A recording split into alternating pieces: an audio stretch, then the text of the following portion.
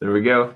Hey, everybody, welcome to What's Happening in Central Oregon, the every 2 week podcast where we talk about what's going on here in Central Oregon.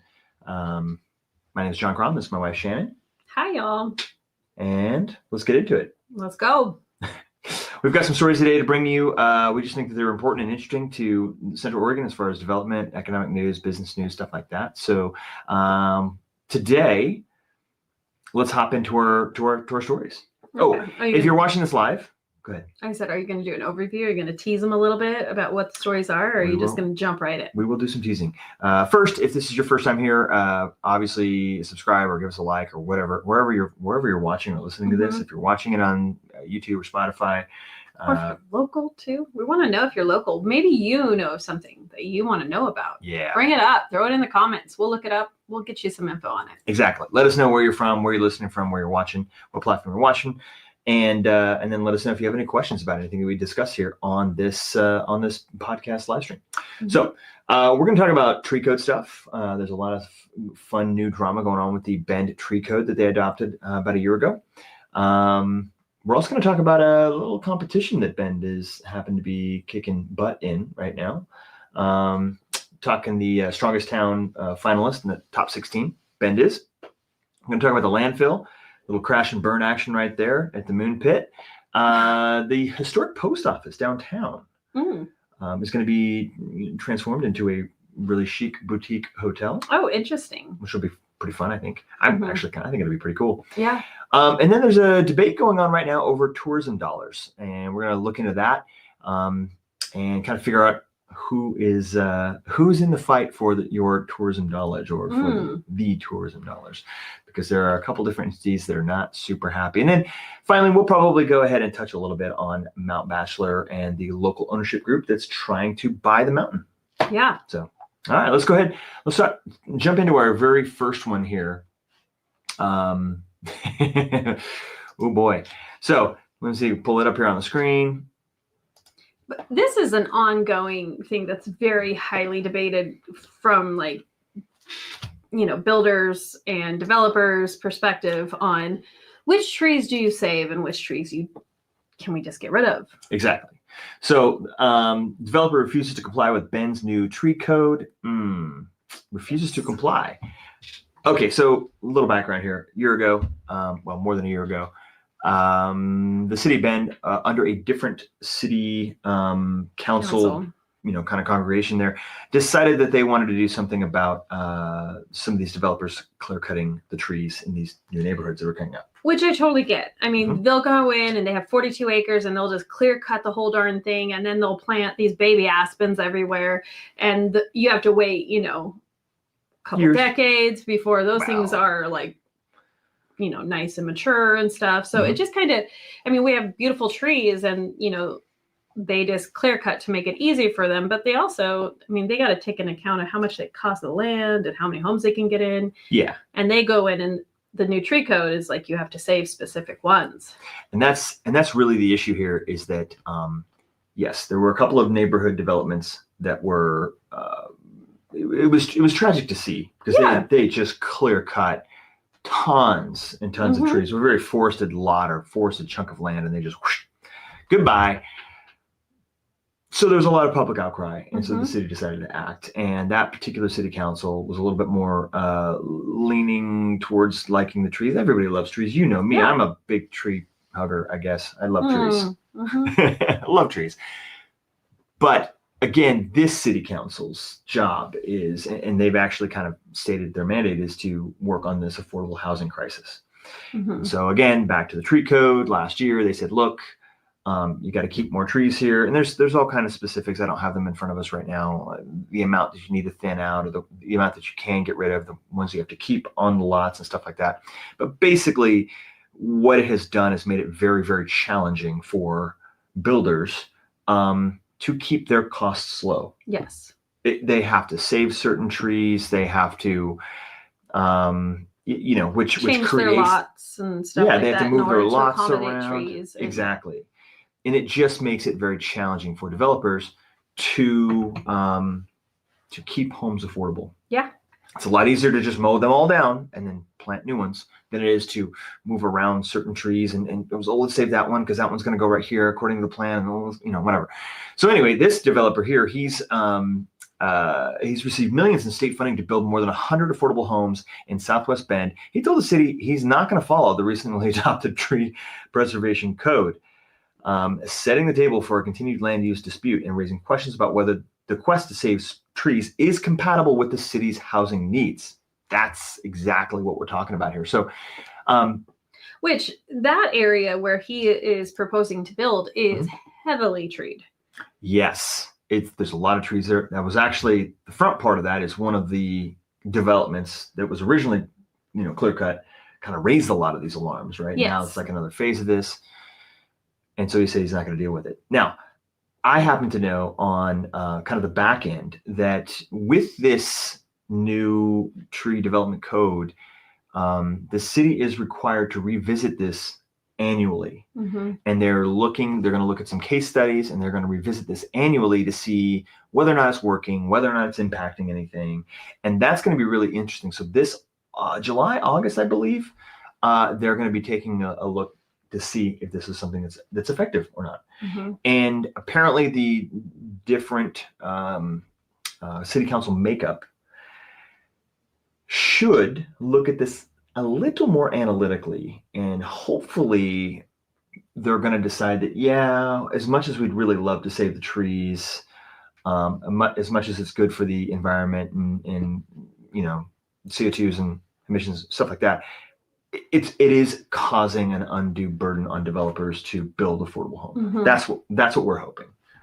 Yes. So we'll see how this turns around. I mean, we'll see how this comes about. I think it's really interesting. As soon as this went into place, Polish immediately said, hold on, let's revisit this. I think they filed an appeal.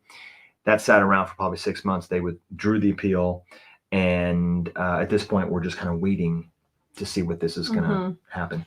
Well, I mean, I think with trees and in general on density, on how much density, and with trees and all of those things go hand in hand as far as like with fire restrictions, all of those things. Like, yeah, I mean, I think there's got to be a happy medium in there somewhere. Yeah, totally agree.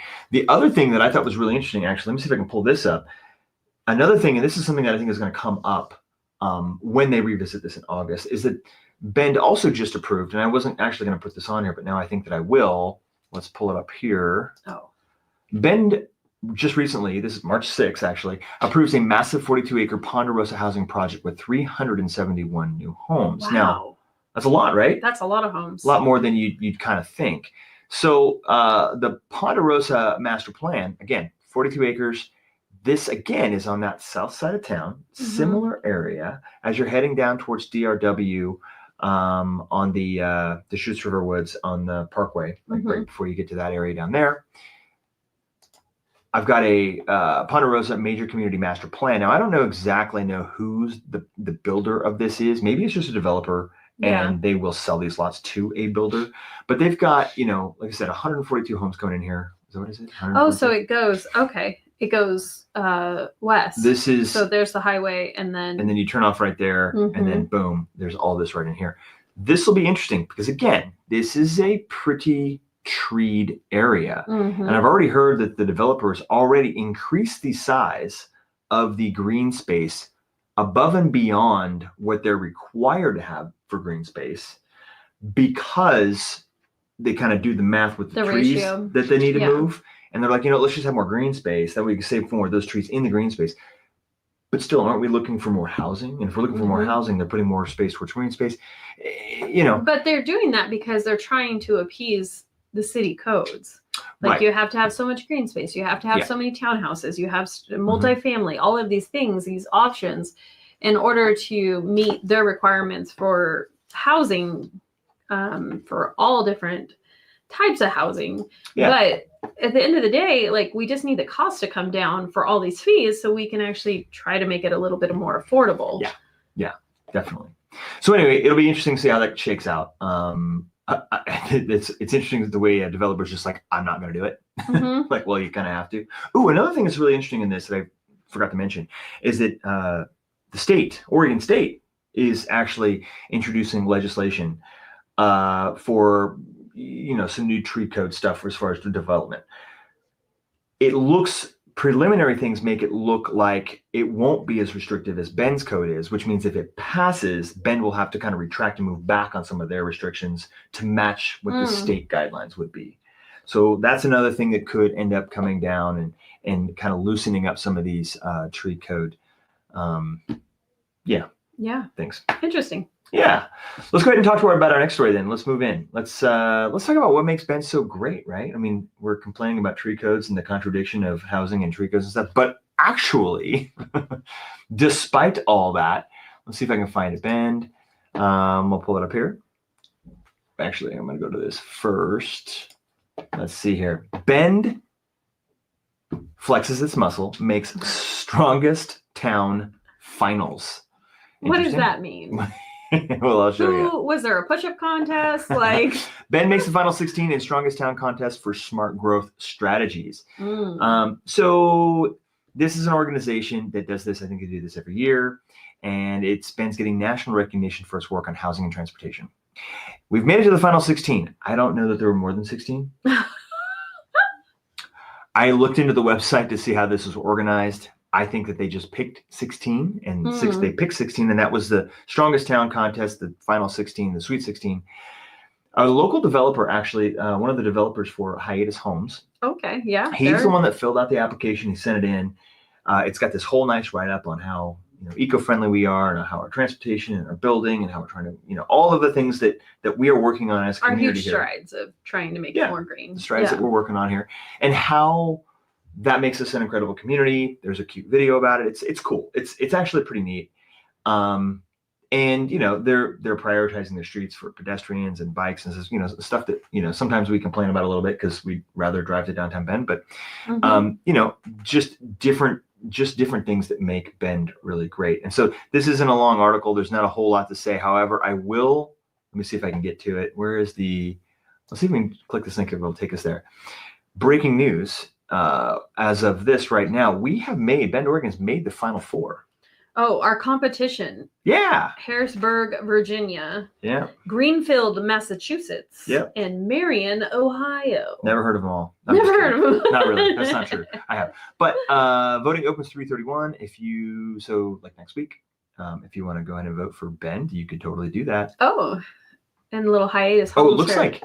Oh, it is like a bracket. So match up 1/2. So I think we're competing against Marion, Ohio, and then Harrisonburg, Virginia is competing against Greenfield, Massachusetts. So a little cute thing on, maybe basketball. Look at the bracket down here. Yeah, these were all our competition. We're going to take down Sacramento. We already did. Yeah, we beat Sacramento. We beat Alameda. I'm not competitive or anything. So Silverton, Oregon. Oh yeah, look at that. They were in the running. Very interesting. Yeah.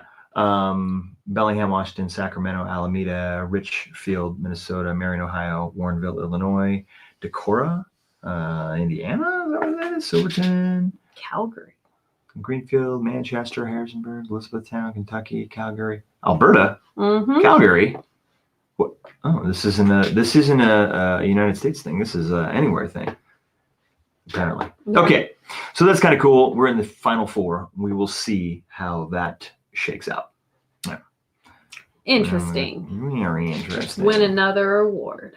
That'd be cool. I mean, Bend's a great place to live. So, despite some of the things that we've got. Oh, here's another story we should probably talk about. Let's see. Get rid of that one. That one. Oh, we don't need that one anymore. Where is our... Oh, I don't have this one up yet. Where's the moon? Where is the moon? The moon pit. So check this out. Do you remember hearing about this? Before this, do you remember hearing about what our next story is? Yes. They've been talking about it, that it's at its end of the 10-year or whatever. What are we talking? We're talking about the landfill. Yeah. The landfill is 6 years from being completely done, full. We can't put any more 4 years garbage ago in. They were talking about it because they were saying in 10 years we need to move the landfill. Exactly. So then they identified 4 or 5 different chunks of land. Yes. Further out of town to relocate the landfill. And this is their at least second relocation because The first landfill that I'm aware of, the first one is where? Oh, where? Oregon State Oh, University, the college campus. Yeah. So that's where the first landfill was, and they're actually building on it now, which is kind of wild. Mm-hmm. And then we've got not landfill right now. So this isn't even the right article. That's what I was. Yeah. Oh, how does that happen? Let's go to. There you go. Boom. Here we go. Now I pull it up.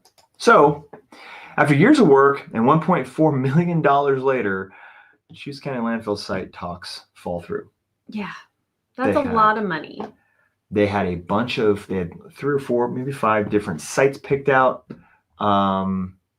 sites where they were going to relocate the landfill. Mm-hmm. They did studies kind of on all the sites to see, like, you know, which one's going to be the best. Mm-hmm. They talked to the landowners of all the sites. You know, I assume they had kind of got the beginning part of deals negotiated, and then they picked the winner, which was this Moon Pit, and Moon Pit site east of the Oregon Wilderness Badlands, and it was set to replace the Knott landfill. Unfortunately, there were several issues that the owner and the county could not reach an agreement on to proceed with the negotiation. I mean, when you spend $1.4 million into something already invested, what are those things that are issues you cannot get over?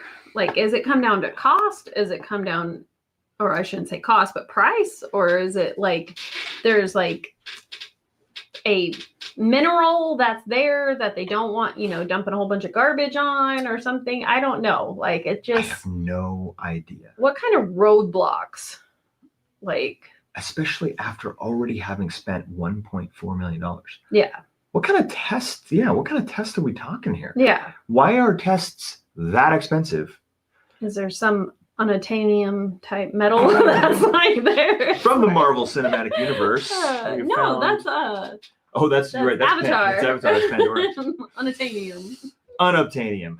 And it's full here in the Moon Pit, and so maybe we're not. I don't know. Yeah.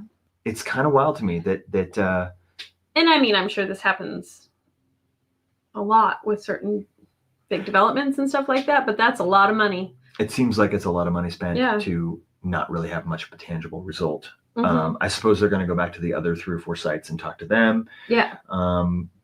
As long as they pass their economic studies or feasibility studies, Mm-hmm. whatever they were. Trying to figure out what to do with that. Yeah. So, interesting. It does need to be moved. I think it's going to help the whole southeast part of town, you know, getting rid of the dump and how close it is, especially it's close to a lot of those new developments that are happening over there. I think it will make it more appealing. Yeah, there should be a lot of new development going on in that corner of town. Mm-hmm. And it will be really nice that the dump won't be there. I always kind of feel bad for High Desert Middle School too. Oh, yeah. Like, if the wind changes, the dump blows right in those kids' faces. Like, it's like. Yeah. Yeah. True story. Yeah. It's like kind of a bummer for that middle school. Fair enough. All right. What do we got next? What we got next? Here's what I want to know about. Next, the historic post office delivers a surprise. Mm-hmm. Ben's new boutique hotel. I think this is interesting. I love when they kind of revamp old buildings and stuff and make it into like a hotel or like a little, like make minimums, how they do that. Like, I just think it's really cool. And it's such a good use. Mm-hmm. Now, this is, for those of you listening, this is the location is right, it's right downtown. I mean, it's right across from like Drake, Drake. So it's Franklin and Wall. Yeah. Franklin and Wall. Actually, I kind of thought about maybe pulling up a map. Maybe we will, maybe we won't. But this is going to be, you know, it's the old post office, the original post office. It's a very, you know, classic, almost looks like City Hall kind of building. And they are going to transform it. This developer, they've done this in other parts of the country. They've grabbed these really cool, historic, unique buildings and turned them into boutique hotels. And that's what they're doing here. I think this is great because this is like kind of almost revitalize that particular little point of downtown. Because right when you get to Franklin, it kind of ends. Then you've got, you've got like the Mirror Pond dry cleaners, and you've got like well, the actual Bend City Hall. Yeah, which they're going to be moving that too. Right. And then Yeah. you have the library, but there's not a whole lot kind of going past that. This will be something that will kind of carry downtown, kind of that next block. And then you're right. City Hall will be moving, and they will be selling and or redeveloping that whole block across the street there. So that'll be really cool as this all kind of comes together. I think it'll be a really cool spot. And then you have like the school district is in that other old building. And then the Deschutes Historic Museum as well. Yeah. As that continues. I think it just offers, I mean, you have the Oxford, and then it used to be the Phoenix. It's not the Phoenix anymore. But anyways, there's not a lot of hotels down in downtown Bend. And I think this will offer a really cool, unique hotel. Yeah, you get to... Like a boutique type hotel. You get to stay right downtown, like right there, which is, Mirror Pond is right behind you. You got the farmer's market right there. Hopefully they do a really good job of developing that. And hopefully it looks really cool. So very excited about that. Let's see. Moving on. Ooh, this one's an interesting one. Yep, I guess this is kind of like where we're at in the show. Let's dive in. This one might take a little bit. Tourism dollars divide. Local entities at odds over funding bill. Okay. So here's a little bit of the backstory. I think it was back in, was it 2002, 92? When was it? I have it in my notes here. I don't have it in the notes. I think it was 2002. It was either 92 or 2002. They came up with this new tourism tax, right? Transient room tax, lodging room tax, whatever. Yeah. It's 8%, 8% in the county. I think it's 10% in the city, something like that. And every time you get a hotel room or an Airbnb or a VRBO, people are staying here. Like a lot of people stay here. A portion of that goes to the municipality, the county, or the city, depending on where you're located. That adds up to a lot of money. Yeah. According to Bend Mayor Melanie Keebler, approximately $9 million the city received last year from these transient room tax. So there is a new, let me see if I can find the actual article here. I'll pull it up real quick. Tax incentive. No, wrong one. Boutique Hotel, Bend Source. This is the one. Oh, there it is. Local entities, and they'll pull it up on the screen. Local entities clash on bill to extend the use of tourism dollars. So explain to everybody, like, what do those tourism dollars go to? Yeah. So first of all, this is House Bill 3556. This is a state House bill. This is not a local thing. This is a state House bill. Would increase the flexibility on the use of tourism funds. So now all those dollars, 70% of it, the city keeps. It goes into their general fund. The other 30% of all those dollars, they have to give back towards tourism. Yeah. So like Visit Bend or Visit CO. So Visit Bend, and then it's not necessarily just goes to Visit Bend, but then Visit Bend actually does help kind of give that money out to other various tourism things and activities. Yeah. Right. To help spur and continue to promote tourism here in Central Oregon. Now. So, I mean, but it is needed. Tourism is one of our biggest. It's huge. Like, it's huge. And it's like, we need tourism. We need them to come here for the mountain. We need them to come here during the summer. We need people. And I mean, there is that huge debate that, okay, people know of Bend. We don't need to promote it. We don't need to promote it. They'll come anyway. They're coming anyways, which, but with smoke being on the rise and stuff, those things, they've seen it tick down as far as, that hotel tax just from the smoke from the past few years. Like, this is a huge source of income for the city. So yeah, it is a big source of income. Again, here it is right here. Both the city of Bend and Deschutes County keep roughly 70% of the funds generated by the local lodging taxes, while their respective DMOs, which is Visit Bend and Visit Central Oregon, get nearly 30%. So earlier when I said that Melanie Keebler said that they got approximately $9 million, that means that Visit Bend probably got around the neighborhood of $3 million, which they use to promote tourism. So this particular House bill, why are we talking about this? This particular House bill wants to change that percentage. Actually, that's not even what it says. It's just saying that they want to be able to access that other 30% to go towards other things like transportation, like road maintenance, police services, stuff like that. So this House bill is trying to grab some of those tourism dollars and move them back over to the other side.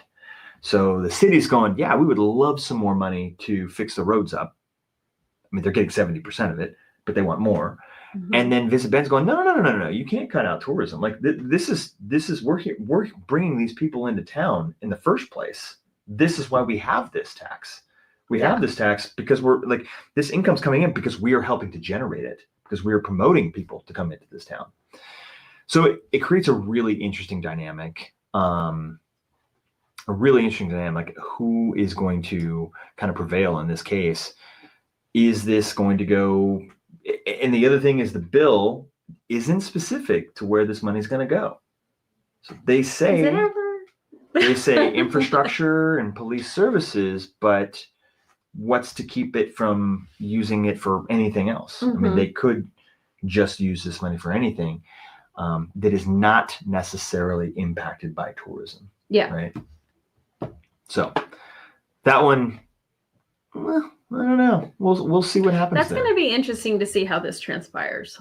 Like, because I think it's important to keep the tourist dollars where it's at, but it's also like, is the city going to grab more money? It does appear as though they're always looking to grab more money. But do they need it? Yeah. I mean, I'm sure the roads here could be nicer. But we also have allocated money for the roads. Yeah, they're always asking for more money, and yet somehow the roads always seem to get fixed. So I'm not quite sure where that necessarily comes from. Yeah. So it didn't seem like Pothole City this year. I mean, they're doing a good job. Didn't seem like it. Didn't seem like it. Yeah. All right, let's go to our last story. We're running up on time here. We're at the 27-minute mark. So last story. Locals unfortunately won't be buying Mount Bachelor. It looks like the Mount Bachelor bid falls short. Now the group says the fight isn't over. However, it kind of is. There was a deadline in which all of the interested parties that wanted to put a bid in on Mount Bachelor, because Mount Bachelor was up for sale. This was months ago. The deadline had expired, and it looks like. Did I miss? How much was it? So, yeah. There's no number. Mount Bachelor it's not like a sale price, not like a ticket price. It's not like this is how much it is, but it's rumored to be in the $200 million, around $200 million. Wow. So that's kind of what they're thinking. So the local ownership group, they missed the deadline to submit a bid. Some people are saying that, that it was unfair, that the other communities had an unfair advantage because they knew that this was going to happen. The local ownership group didn't know that it was going to happen, so they were didn't have enough time to get prepared. Powder Corp is the current owner of Mount Bachelor, and it has not yet confirmed if it has a buyer. However, the deadline has passed. So, I mean, I guess if they don't have a buyer, they'll have to open this up again, in which case maybe the local ownership group could come back around and submit a bid, perhaps. Interesting. Yeah, exactly. That would have been cool. If the local ownership group did. Yeah, of course. The other thing that is interesting is like, they haven't said whether or not they found an owner, they found a buyer or not. However, because the deadline has passed, and they didn't extend the deadline, they must have bids, you'd think, right? Some of the potential Mount Bachelor buyers include Altera, and the other big one is Vail. And there are a couple of other ones, Mountain Capital Partners, California Mountain Resort Company, Boyne, I don't know them. Although they've got, a lot of different ski resorts under their mantle there. But it looks to me, and what I've talked to some of my buddies that are like hardcore ski guys, it looks to me like it's going to be either Altera or Vail. However, Vail's had some really bad publicity lately with a couple of snafus that they've had going on. So it could be Altera. That's kind of what it looks like. Yeah, looks like to me. Yeah, I don't have a lot of opinion on that. Well, we should go to the mountain more, and then I like hoodoo. Okay, fair enough. We can just do hoodoo instead. Guys, we are right at that 30-minute mark. I hope that these news stories were insightful and interesting to you guys. Thanks so much for listening and watching.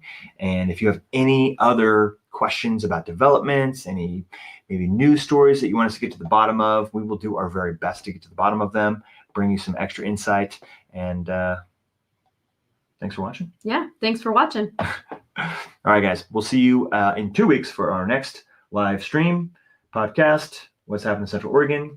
Until then, we'll see you on our regular YouTube channel. Thanks so much.